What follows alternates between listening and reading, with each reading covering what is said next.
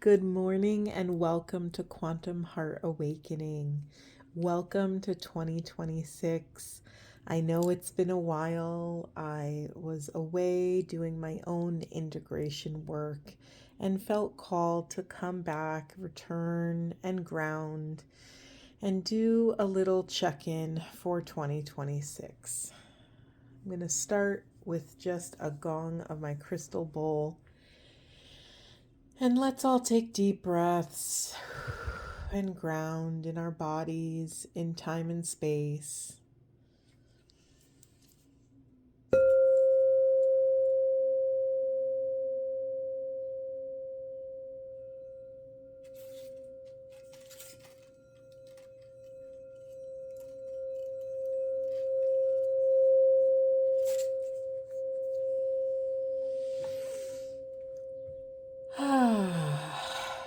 Okay, let's get into it. I did not plan anything. We're just gonna surrender to the mystery and see where it takes us. All right, we already have cards falling off the table. We have pride and manifestation. Okay. I'm sure many of you have heard that last year was the year of the snake, and it was filled with a lot of confrontation, a lot of shedding of the skin, being confronted with things we need to shed. And this is the year of the horse. This is the year of intentional action. This is the year of stability. When you think of a horse, you think of those gorgeous 4 legs that they are very stable on. And horses are incredibly wise. They have such a profound sensory experience and resonant field. They can pick up on things that we cannot pick up on. If you've ever tried equine therapy, it's incredible. If you haven't, I highly recommend it. So, although people are really pushing this action-oriented 2026, what I want to be mindful of and I want us to really ground in is that to take aligned action, we first have to be incredibly grounded, incredibly rooted, and not just rooted, but empty. This is one of the most difficult things to do, to stay present, open, and aware, and empty, so that we can access our intuition and respond appropriately to what's flowing into the field or what's being called, how we're being called from the field. So not just, excuse me, not just what we're picking up and perceiving from the field, but actually what is the calling in this moment. I think the way a lot of people talk about calling is in the sense of vocation. It's this grand scheme of our mission and purpose here on earth. But what if your calling was measured in a microsecond? What if you had a different calling in every moment, in every breath, a new awareness, a new potential, confronting the quantum field with open, loving awareness, with an open heart, with open senses, so that you can perceive appropriately. It's going to look very different for many of you. It could be helping someone across the street. It could be, not investing in that stock. I don't know. It could be anything, and it's going to be different for all of us. So really the name of the game is in tuning our perceptual field, is in grounding the body, grounding the physical body. This is the year of embodiment, right? If we're going to take action, we have to take action through the body. We bring our body with us and our body brings us with it, right? And so we can't betray or abandon one another. We have to go together. Again, part of that training is in first listening to the body. If you're struggling to step into your mission and purpose, and you have not included your body in that experience, your journey will be unsustainable. You won't be able to get very far if you're not bringing your body with you. And by the way, I am the queen of this. I have lived primarily in my upper 4 chakras my entire life. So part of what's woven through my mission and purpose is to be in my body, to really bring my body with me, to be considerate of my body, to take care of my body. And that's very vulnerable for me. I'll be honest, I'm not very good at it. I'm really good in the upper 4 chakras, though that's where my mastery lies. But in the lower chakras, there's been a lot of physical challenges and pain in this vessel. And so I have to work intentionally. I don't want to say extra hard, but I have to work intentionally to remember to check in with my body, to include it in the day's plans, to really carve out some sacred space of bonding time with my body. I started yoga yesterday. My friend and I are doing a 30-day yoga challenge, and I couldn't believe how much my body was yearning for that specific type of movement. I laid in Shavasana at the end when you're kind of just resting and allowing your body to integrate all of the movements and work it just did on the yoga mat. And I was vibrating. It was very emotional for me because I don't treat my body in that way. And when I say treat, like when you go out for a treat, to me, to my body, that yoga was such a treat. It was such a divine gift. And I just laid on that mat for as long as I could so that I could receive, so that my body could receive the gift of movement and stillness and emptiness. It was profound. And so not everyone is going to access that through yoga. Maybe it's dancing, maybe it's riding your bike, maybe it's climbing a mountain or playing in the snow or whatever that is. But to include the body in this sacred process is to move in wholeness. Okay, let's keep going. New beginnings. Yep, we know that for 2026 reduces to a 10 endings and new beginnings. Anything else? Thank you, Spirit. Of course, we have changes. We're kind of getting some obvious messages here. Spirit, anything else? Thank you. We have effort. Interesting. And by the way, that card spun in circles. So, hold on. It's interesting I started this reading talking about the body so much because here, I think for many of us, because of this technological age where, scrolling on your phone for several hours a day seems like the norm, that we are going to have to make an effort in our lower chakras to cultivate safety in the body, to develop a trusting relationship with the body. Our mission is to make sure our body knows that we're going to take care of it and it's going to take care of us, that we can rely on one another. So we're going to have to make effort. Specifically, this is saying the first and third chakras, working on our self-esteem, working on our confidence, working on how we show up for ourselves in the world. The root chakra, again, it's our grounding chakra. It's the seat of the soul. It's the thing that attaches us. And it's also the channel in which our family of origin information or hard drive was installed. So what you believe to be true about the world that your family gifted you could be for better or for worse, right? Regardless of what that is now, we are responsible for auditing our chakras. So if you don't believe that, right? If you were raised with something that you no longer believe, it's really important. It's your job to take accountability for that belief and completely release it from your system. Root chakra is also our feelings of safety and stability. Safety could be, what sort of fears are you still attached to? It could be physical safety, and stability and fear and safety are kind of this Bermuda Triangle of,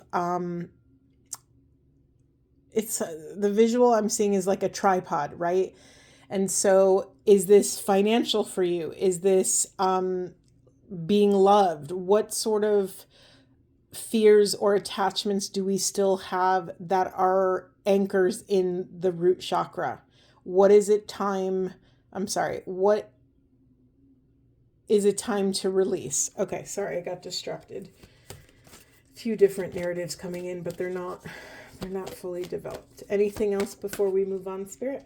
Anything else? Thank you. Spirituality in reverse and love partnership. If any of you are in relationships that do not or cannot hold your spiritual life, the spiritual part of you, it might be time to reassess and make different changes that would support you moving in wholeness. Now, I'm not saying that this is all like your partner's fault. Part of our journey to wholeness is taking radical accountability for where we may have abandoned these parts of self.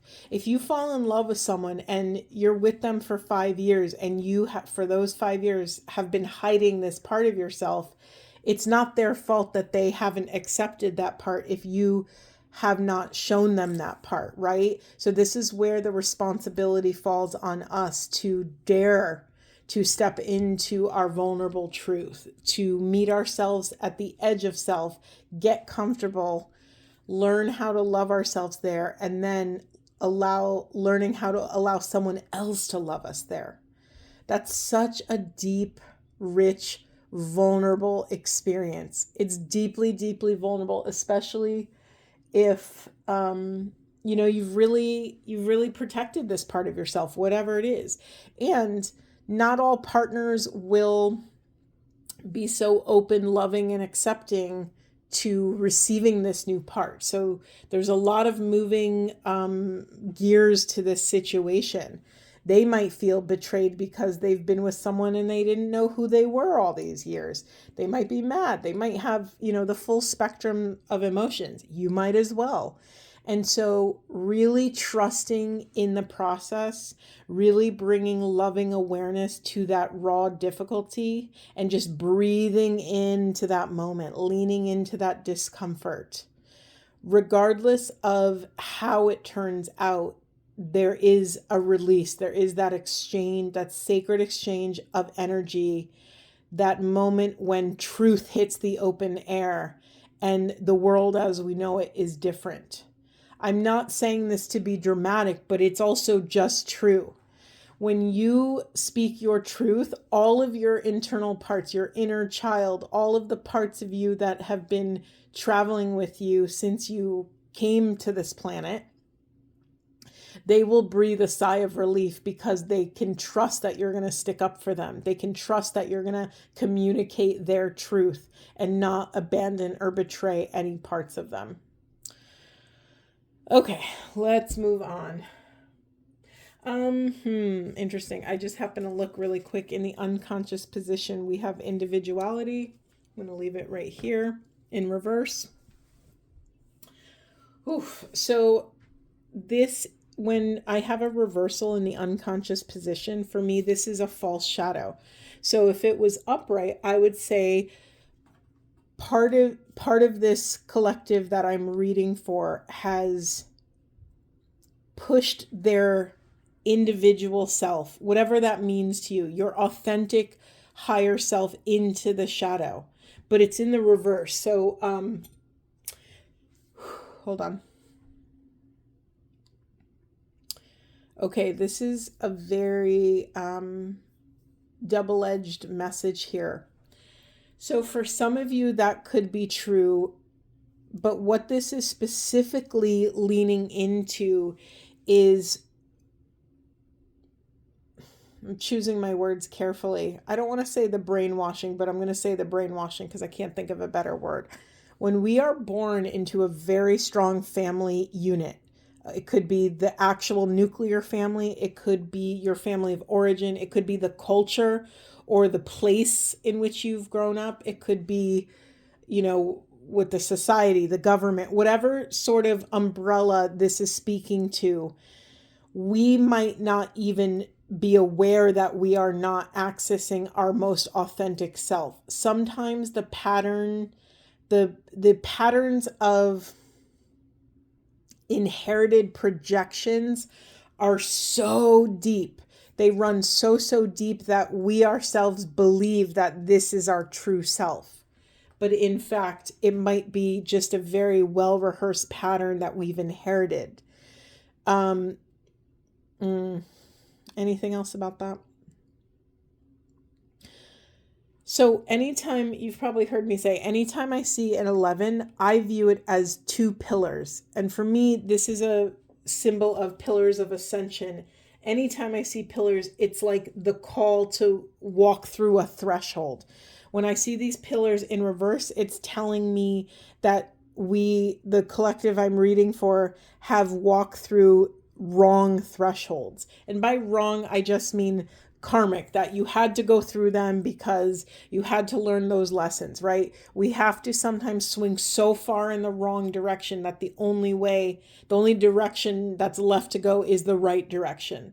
So I'm not saying this to criticize or belittle your the difficulty of your path. But what's exciting here is that in 2026, we are really excavating our most authentic self from the shadow. Okay. Where do we go next, Spirit? Where do you want to go? Thank you. All right. Anything else for this wonderful collective? Okay. We had a flipper. We have intuition. Okay. Look at this card for a second. I love these little cards. So we have this Holy Grail. We have the sun and the moon, the masculine and the feminine. We have a lot of vegetation. We have a lotus, symbol of enlightenment. We have flowing water, symbol of emotions. We have a lot of rich vegetation. So we can tell this is a well-balanced ecosystem. When we become a well-balanced ecosystem, we can ground in any moment, in any chaos that's happening around us, and access our North Star, access our higher aligned truth. Okay, Spirit, anything? Thank you. What do we have here? I don't take reversals in this deck.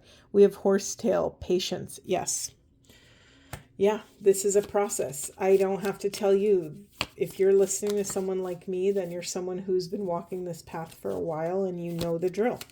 And if you don't, we get to learn how to do this together. This is what we're here to do. We're in Earth School and we're all just comparing notes and anchoring in a higher love. Anything else? Sorry, I got off on a tangent. Anything else, Spirit? Anything else for this collective? Maybe not. Let me ask a specific question. What is the biggest block of 2026? What does it have to do with? What are the solutions to that block? The highest and best good of self and the planet. What do we need to know? I'm being real.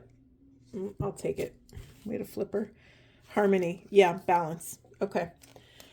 So anytime you have an ending and new beginning, it's pretty difficult to immediately access balance. Now, if you zoom out, one might say an ending and a beginning is balance, is the cosmic balance, the quantum balance. However, on a very 3D human level, and that's where we're learning how to do this stuff, right? What did I say in the beginning? We cannot betray or abandon this body, which means we have to include our body's communication, our body's wellness, our body's wisdom in this path of illumination and wholeness. So where was I going with this? Oh, balance and harmony.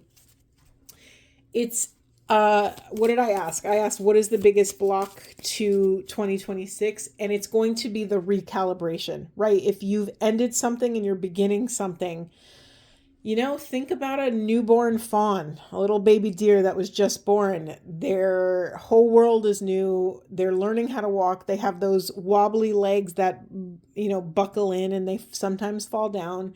We're all in this place. I don't care if you're 90 years old and a master and very successful in this life, you're experiencing some version of a new beginning. Maybe being that age, you've never been that age before. Maybe confronting, the final chapter of life is your new beginning.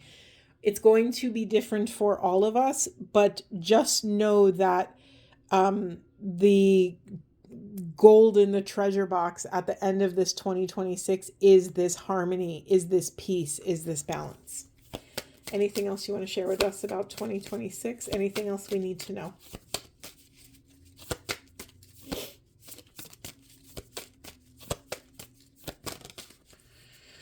We're getting a lot of flippers that are flipping back.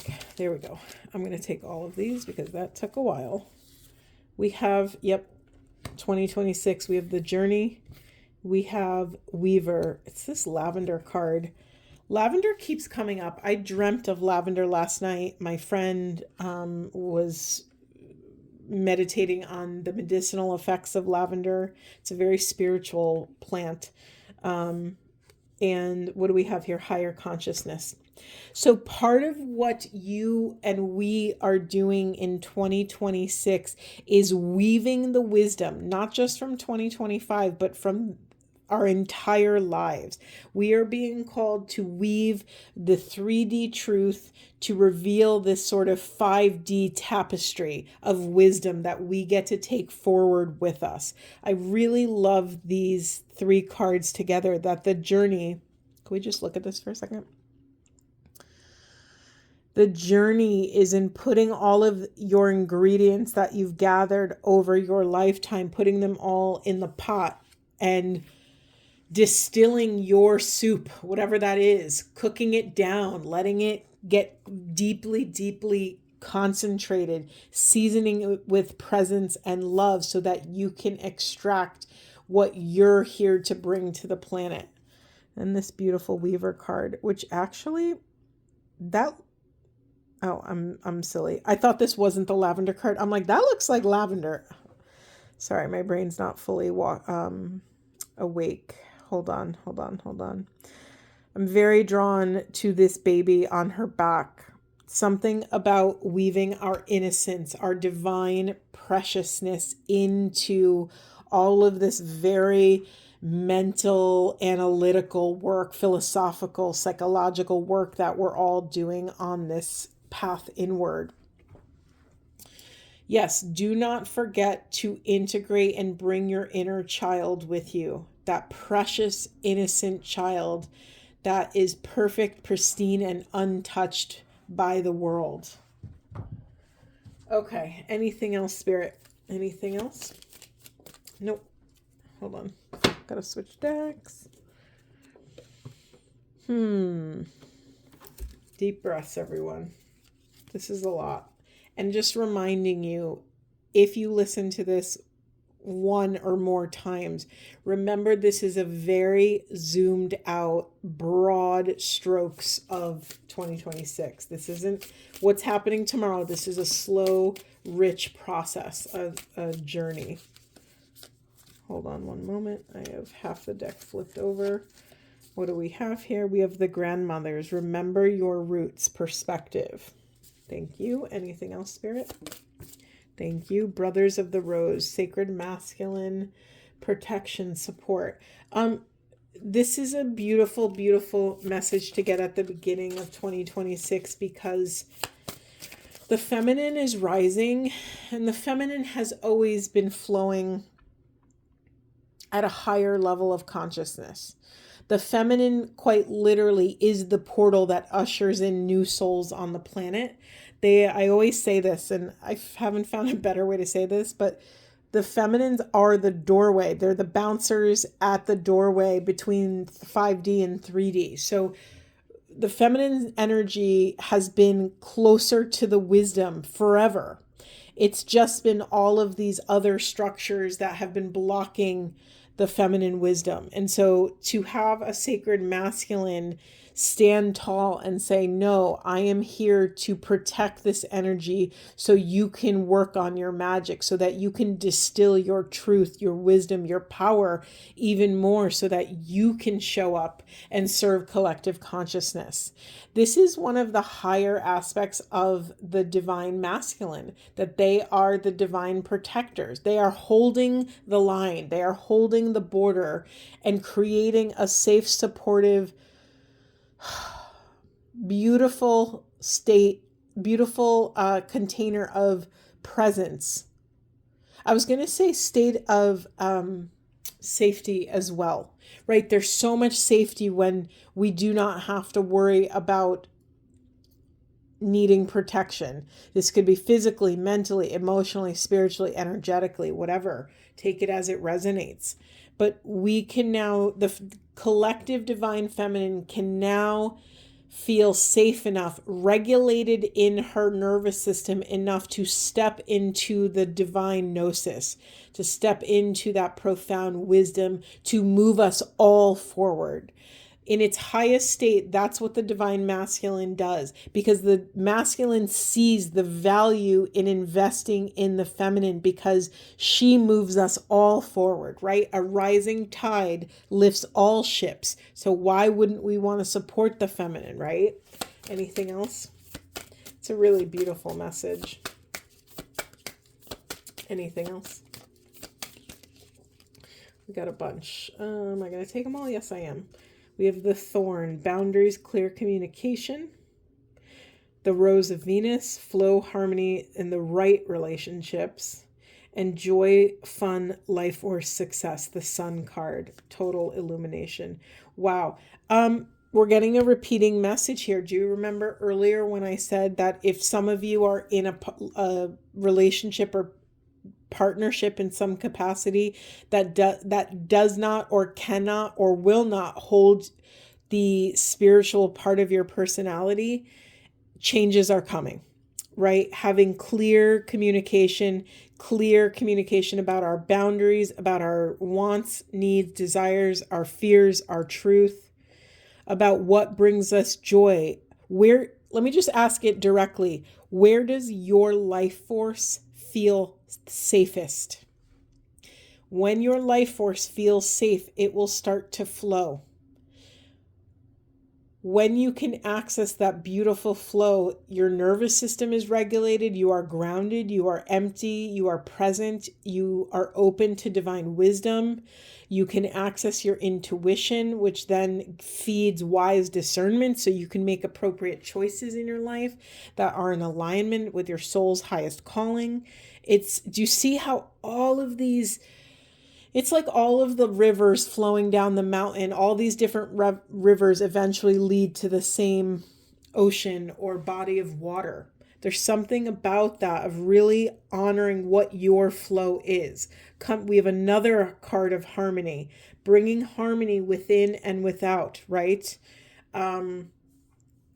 We go to excavate the wisdom within, and then we communicate clearly and draw boundaries rooted in that wisdom to then deploy the wisdom externally. That was a really silly, complicated way to say, as within, so without. What you do within mirrors, the world will mirror back to you the work you've done within yourself every single time. So if the world is mirroring back to you something challenging or difficult, you're being called to sit with that divine wisdom, whether it's a death in the family, or a shitty relationship, or something happening with your body physically. That's usually my thing that gets mirrored back to me, of like, oh, I woke up with a hip pain. Okay, what does that mean? What part of me am I not listening to? What part of me feels unresolved? What haven't I communicated? Am I holding any past trauma from, related to those chakras?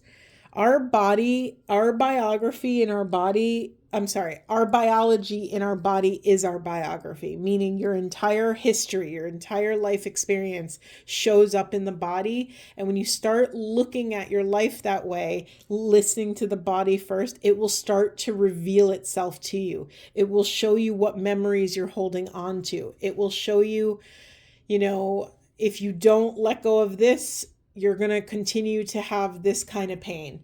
It's just what it is. It's just, people haven't done, medical intuitives and other divine creatures have not done the profound work of energy anatomy and learning this modality. It's its own thing, right?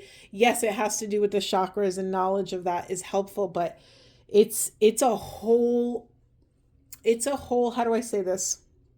Energy anatomy is a whole navigation system. It's different. Like, there's GPS for your car. This is a whole nother way of navigating through the world by listening to the body first. That the body is now the North Star, not the mind, not the projections, not what we think we should do, not what our parents want us to do, not what society wants us to do. Listening to the body as a tuning instrument. Where is the most profound frequency? Like, I'm going to hold on to my crystal bowl and hold it. Do you hear that? That's not resonant. That's not the right direction. So if your body's not, is your body falling? It's such a funny noise. Now listen when there's full resonance. Totally different experience. Beautiful, resonant, long lasting. Every time I hear it, it makes me take a deep breath. It's a beautiful, beautiful thing. Okay, I'm done ranting at you. I think that's it. I'm really drawn to this. Let's just take a moment and enjoy this sun card. Joy, fun, life force, success, and play. That's the thing. When our bodies do not feel safe, it makes it that much harder to access joy. We don't even know what that it's not a priority for a contracted body, because the contracted body is worried about safety. Am I safe? They're worried about basic necessities. Do I have food, water, shelter? Am I safe? Is someone attacking me? Right? That's the focus in a contracted, dysregulated nervous system. In a regulated, expanded, joyful, abundant nervous system, we pull joy out of thin air. We magnetize opportunities. We magnetize more play, more pleasure, more fun. It's magnetic. It's contagious. Ever meet those kind of people that are so charismatic? I'm like charismatic once in a while when I'm deeply, deeply aligned, but like my cousin is one of those people. He's just charismatic all the time. And I'm not saying he's bubbly and, love and light all the time. He's a real human with the full spectrum of human experience and human emotions, but he just has that quality where he could walk in anywhere and his vibration, his resonance is so high that literally people are magnetized to him. I've seen it happen so many times. I've had my own moments, but I'm not in that all the time. And I'm not saying that's the goal. I'm saying, wouldn't it be nice to give our systems a respite from the contracted world? Because here's the thing. The stimuli of the world is going to keep us more in a contracted place than not, right? There's more fragmentation. There's more dissonance. There's so much coming at us to interrupt that vibration. Like if I hit this to resonate, we might be resonating out in the world, but something comes in. Maybe it's, our notifications on our phone, and then it stops. It immediately halts the resonance. And so we have to get really, really gifted in identifying, communicating, and holding those boundaries to protect that resonance. So this is what we're learning how to do in 2026. And in terms of the body, I know I've spoken a lot about it here. What does that actually mean when we zoom out? This is a year of embodiment. This is not a year of reaching outside of self. This is not, I'm going to say it bluntly. You don't need to take another class. You don't need another certification. You don't need another degree. You don't need a different job, or you don't have to move in a different place to fix whatever you think is broken in your life. You have all the tools within you. Now it's time to practice, right? Because if you're still struggling to implement whatever changes you know you need to make, right? Most of us know exactly what we have to do to make our lives better. The journey is in loving the parts of self that are struggling to make those changes, right? The journey is wholeness, to integrating all the parts of self that are saying all these different things, the inner saboteur, the inner warrior, the inner rebellious teenager, the inner child, whoever is showing up at the table, our job is to love that part and integrate them enough into our internal hearts, minds, bodies, so that we could hear what they have to say, so that they feel safe enough to dialogue with us. Do I have anything else to say about that? I don't think so. I just looked down at the unconscious position and we have the anointed, answer the call, leadership, and soul gifts. Okay, really direct answer. This is what a lot of us are pushing into the shadow. I know I am. A lot of new things are coming for me, and I don't know what they look like yet, but I know that they're going to be edgy for me. I know that this time off, I think I took about a month off, and I'm sorry I kind of disappeared. Forgive me for that. But I had to answer the call, and it was urgent, and I needed to be present with that. So part of my call is in stepping into leadership in a more visible, louder way, and also a more pristine way, a more concentrated, acute way, instead of the wide net I've sort of been swimming in the last few years. So yeah, it's for me personally, I always speak for myself, because I'm a fallible, divine human being, and this is what we do. If there's not vulnerability in the room, chances are the wisdom's not going to land with us. I mean, you've heard people talk, and when they don't share anything personal or their own stuff, you feel like you're being talked at or talked down to, and it's just not my vibe. It's just not like I'm rowing in the same direction as all of us, right? And we all confront different blocks and obstacles on this path. So for me, stepping into leadership in this soul-aligned way and helping other souls do the same, it feels edgy for me. It also feels like what I've been putting off for about 15 years.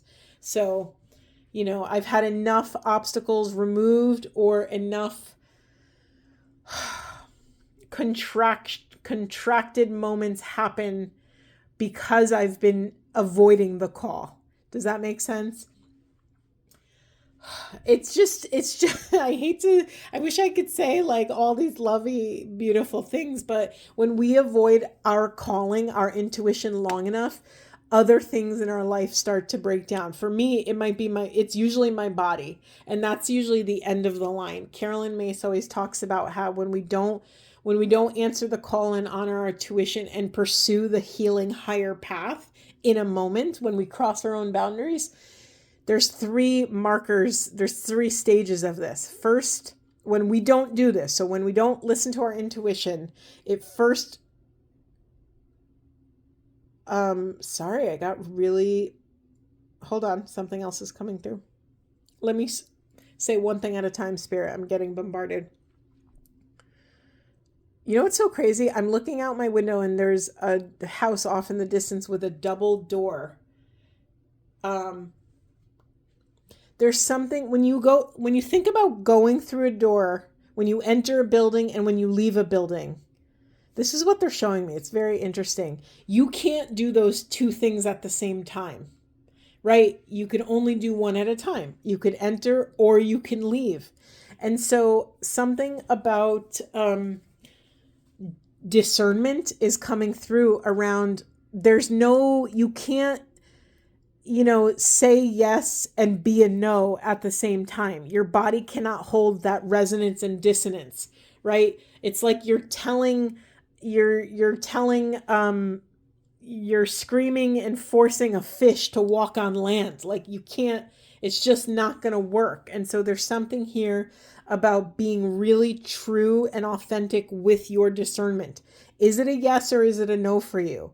Ignore all of the fears around it or what you think you should be doing. What do you actually feel about your choice that's in front of you? What do you feel about it? Is it scary? Is it exciting? Do you feel like someone is making you make that choice or making your life uncomfortable so that you're forced to make that choice? Get really honest. Journaling really helps get to the truth, especially when it's really buried or polluted by someone else's energy. So give yourself some space. Don't put pressure on yourself to, solve it all in 1 hour of journaling. Like the destination is the journey, right? Like this is a slow, rich process and you don't want to leave any parts behind. Okay, beautiful. Now let me finish the Carolyn Mace thing. So when we don't honor our intuition, it first comes out of our creativity. Second, it starts to affect our relationships. So our creativity breaks down, then our relationships break down. And the final stop on this crossing our own boundaries train is that it finally starts to affect us on a cellular level. On a physiological cellular level, it starts to break down processes and things that are happening in our body. So when I don't do something and my body responds, I'm like, oh, whoa, whoa, whoa. Like I'm at the end of the line. Like this means that I've crossed other boundaries before I got to here. So if you're having pain, physical pain in all different, this could be so many different things. This could be an immune response. This could be like a physical, like an achy back. This could be everything. And I'm going to say this again. Actually, I'm sorry, it's not again, but I'm going to say this. I'm not a doctor. I'm not giving medical advice, but I will tell you, I am a testament that learning energy anatomy, studying what our body's energy centers actually do and mean and how it shows up in our lives has changed my life.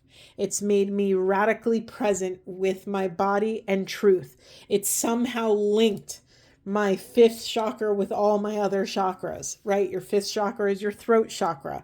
The color associated with it is a blue, I think a light blue. If we can't speak our truth, even to ourselves, about our entire life, our existence here, our experiences, our what we're perceiving to be true through this body's experience, our body has no reason to trust us and support us. If we are lying to ourselves, we are lying to our body will start to break down. I'm not saying this as a warning, but it's just what I have found to be true in my life. Mind you, we come into this world with a million different soul missions and purposes. I had physical back pain as early as like 5th or 6th grade. That's not a normal experience, right? And I've had my own unique journey with physical pain. We all have our things. It could be so many different things. And I don't want you to think that there's any one size fits all. This whole path of wholeness is learning who you are, right? This is why they call it self-realization. Learning who you are, what you are, what do you like, what do you dislike, what lights you up, what brings you to tears. I'm getting emotional talking about this because I was just having a conversation with a friend where I really value experiences that bring me to my knees in an awe-filled way. Have you ever experienced awe and wonder, like either through music? Ever listen to a beautiful song and you're crying, or you're looking at a beautiful piece of artwork, or you go to the opera, you see a play, and you're having this like ineffable experience. That's my North Star, is moving, living, and breathing and teaching from that place. Because from that place, there are no walls. There's only love. It's like a one-way street for love.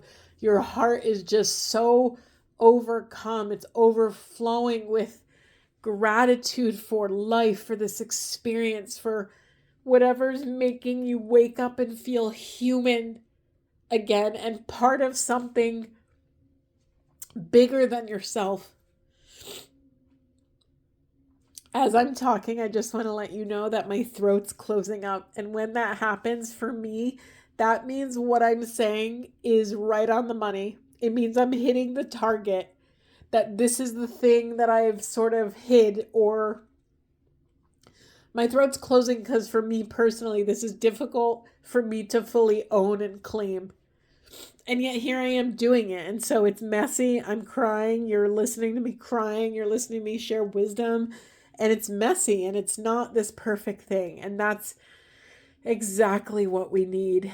We all need to embrace and integrate those messy parts of self and dare to show them to the world, because there and only in that crack of vulnerability can we make true connection and believe in our worthiness, believe in something higher than self. Holy 2026. Wow. Okay, let me just get a Through the Woods card really quick. I love these little guys. Spirit, if you could leave us with one little nugget for 2026, what would you like to share with us? Whoa. Okay, we're going to just take this one. We have resilient. Stay as strong as evergreen trees. That's going to make me cry again, but I'm not going to. Resilience. 2026 resilience. I think I'm going to leave it there. Beautiful, beautiful reading. Welcome to this new year. And by the way, this is a little disclaimer because I've had to say this to a lot of people, so I'm going to say it to all of you beloveds. Don't feel bad if the January 1st New Year doesn't feel like the new year to you. It doesn't feel like it to me. It's not animating my life force like a new year should on paper. That's most likely because in many cultures and historically, the new year was when we celebrate the return of the light, which is often, the spring equinox at the end of March. So don't feel bad. Let January, February, March be your runway into the new year. So don't beat yourself up if you're still really in 2025 energy. You have a 3-month grace period.